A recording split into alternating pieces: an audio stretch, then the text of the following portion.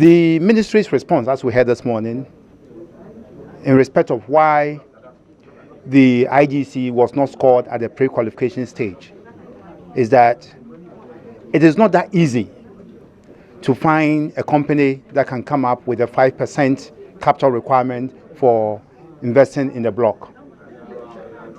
If we are aware of this, then of course, common sense tells me that we may have to revise that 5% threshold.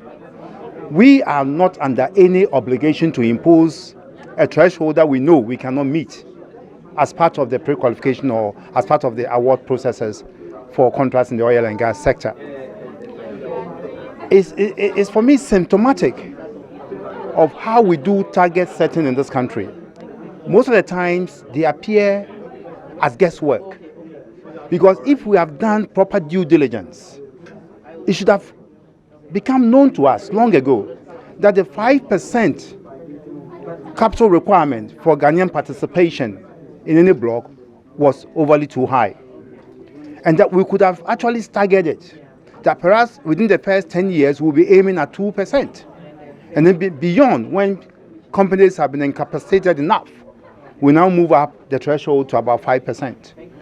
So definitely, yes, to your question, I think it becomes very necessary to revise the 5% requirement for indigenous Ghanaian company participation in blocks in the oil industry.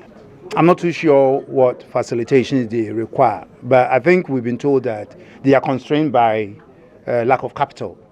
So if lack of capital is a constraint, there are ways in which we can, as a country, if we are mindful of ensuring that we take ownership of the industry, provide that support to our companies to be able to muscle or raise the required capital. But I also make the point that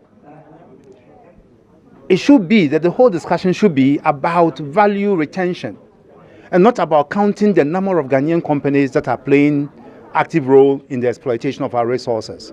If it's about net value, then of course, if private Ghanaian companies cannot find the 5% capital requirement, then roll it out to GNPC.